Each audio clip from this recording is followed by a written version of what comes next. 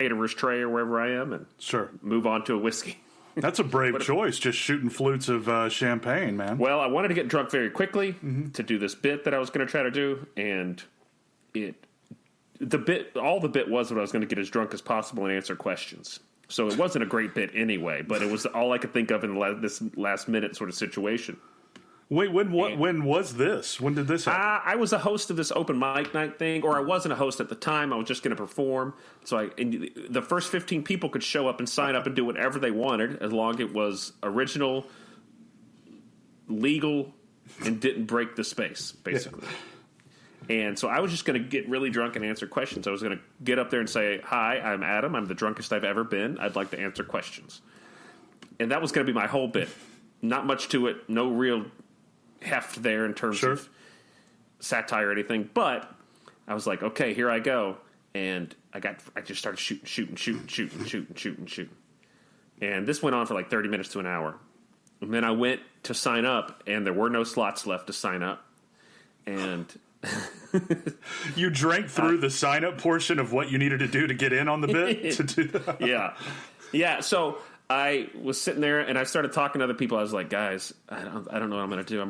I had this idea. And a few of the other performers were like, well, my bit's 2 minutes or my bit's 1 minute. So you can just take my stuff. And so I ended up with about 5 minutes of time, but it sort of spread out throughout the night. And there was a time when we were leaving. I made it through and we were leaving the event and they were like, hey, we're going to this bar. And I was like, I'm past, I think I said, like they were leaving, they're like, Adam, come on. And I said, I'm past the point of social. And it's very kind of you. Yeah. And I went home and threw up and threw up and threw up and threw up. What about you? Easily Goldschlager. That's the first thing I remember just getting wrecked on. Yeah. And that was like 9th grade too. And it was so tough. Bad. Yeah. I can't even see in that bottle just with the gold flakes in it. Just makes me queasy thinking about it. I remember Goldschlager was sort of a myth at the parties I would attend in high school. There's like, I'm sure you could get it anywhere, but certain alcohol was just like, Absolute vodka or something like that. All we could get was beer, and there'd be Goldschlager. There's real gold flakes, and I refused to believe there was real gold flakes. I thought that was like, no, they wouldn't do. Why the hell would they do that? But it's true. It's very true. You could shit out a ring, Marcus. You could, yeah. All I did was break my nose on a zip line, a makeshift zip line in the backyard of my friend's house. Did you make the zip line? No, he had built it before we came over that night, and we were all hanging out. It was his sister's house, and of course, she was very responsible and let us all drink as 9th graders. And we just climbed on top of the roof, and the first couple of people went down just fine, pretty much. But I got to a point in the zip line where I was a little heftier, and it weighed me down. My feet hit, I let go, and my face just planted on, not even on the grass, but on a cement, probably 5x5 concrete spot where they had an American flag that was taken out right there. So the only patch of cement in the backyard, and I just crushed my face down. I found it. I bingoed it, and man, I just came up bloody and was ready to go. Oh, it must have bled so much. Yeah, it did. It did. Were people worried, or were you like, let's keep drinking, I'm fine? I was, but then it's that awkward phase when people are like, no, you're injured. Don't be weird and say that you're not hurt, because you think that you're being a tough guy, but then people are like, no, let's get you some help right now. So by you denying your help, you're making everyone uncomfortable. Exactly. Good for you, Marcus. Yeah. Way to be a soldier. Thank you. So, before we get really into the movie, this is a really fun time in American film.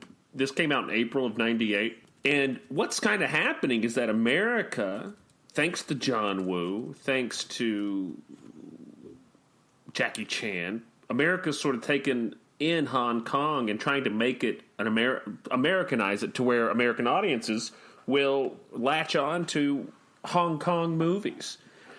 And they're doing a pretty good job. It seems to be the peak from about 95 to 2001. So this is right in the heart of that.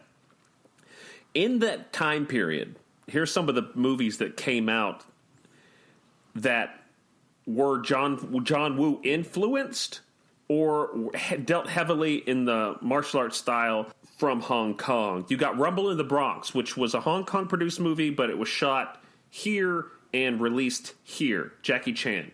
Bad Boys, the gunplay in Bad Boys, Big John Woo, right? So that's Michael Bay sort of pulling, seeing and liking.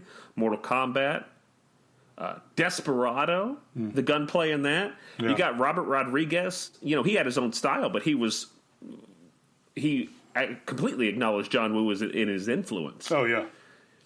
Assassins, Broken Arrow, Fifth Element, Lethal Weapon 4. Hey, let's take a successful franchise and just add Kung Fu to it. Yeah, and it worked. For me, it did. Oh, I loved it. This is my first introduction to Jet Li. Yeah, of course. Yeah, most kids back then, yeah. Yeah. And then you got Rush Hour 1 and 2. Box office. Huge movies. Blade, Knockoff, The Replacement Killers, The Corruptor, Boondock Saints. Of course, all the gunplay in that. You haven't seen that. I've never seen Boondock Saints. Never. Well, there's a lot of gunplay, and it's very Woo influenced. Romeo Must Die, Shanghai Noon, Art of War, Crouching Tiger, Hidden Dragon, Mission Impossible 2, Big John Woo film, yeah. Brotherhood of the Wolf, The Musketeer. Do you remember The Musketeer? I remember The Musketeer, yeah. Yeah. Yeah. They let's take Three Musketeers, but let's make it a Kung Fu. It was fun. I enjoyed it. It was. Yeah. So was Brotherhood of the Wolf. So Hollywood's taken all these movies and they're like, man, let's Hong Kong them. And they do, and to great success. Right. Especially in the Rush Hour. So I don't know, close to $1 billion franchise. Do you remember feeling that during this time? Like, do you remember noticing the just influx of crazy amounts of martial arts movie coming in to the big screen specifically? Definitely. Oh, yeah. It was a complete different style of what was happening and what I had seen in the past. You know, just from movies that we've already touched on, coming from late 80s to early 90s. And then all of a sudden you have this wash of film that is just like, it was like Seagal coming in and doing a different kind of martial arts that we hadn't seen before in Under Siege. And that close combat. But now we were getting like these unrealistic, not unrealistic, but these just amazing stunt work things in choreography that we're seeing. Hard falls, hard hits, you know, everything too. And it's just like these amazing things that we're seeing.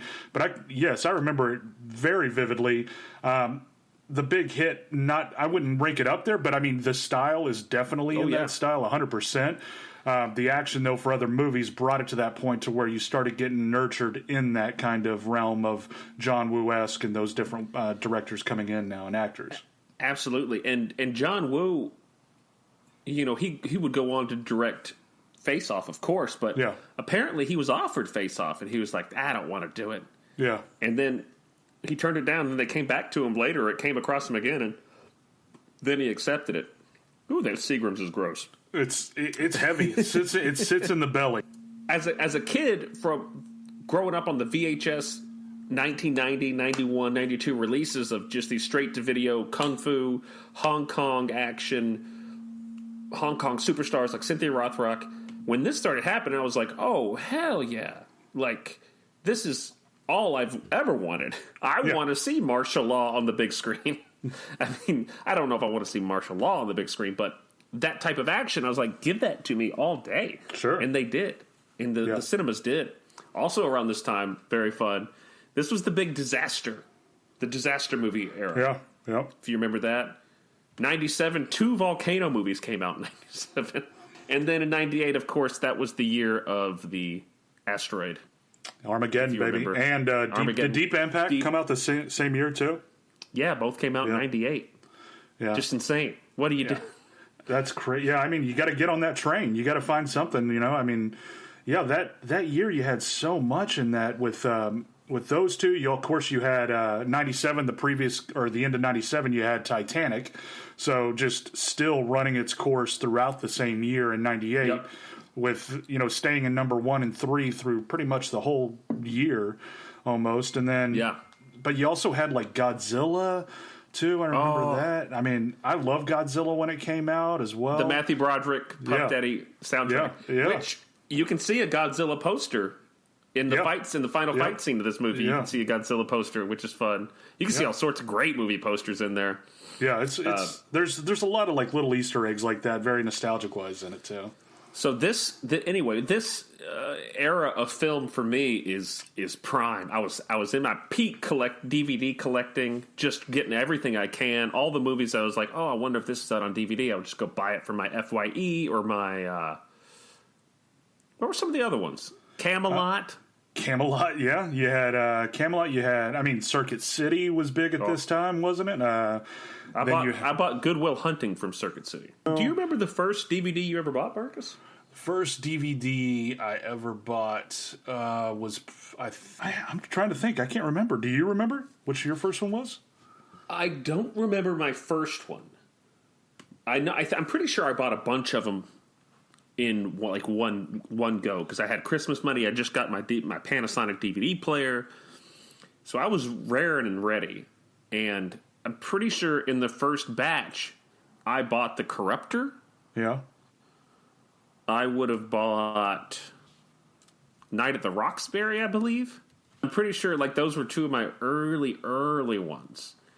Then I got a bunch of them for Christmas from my dad and stuff like that, all sort of mixed into one. But yeah, like I said, I'm pretty sure The Corruptor is the first DVD that played on my DVD player I got for Christmas. I think I do remember the first one. Like, I know that Bulletproof with Adam Sandler and Damon Wayans was in there.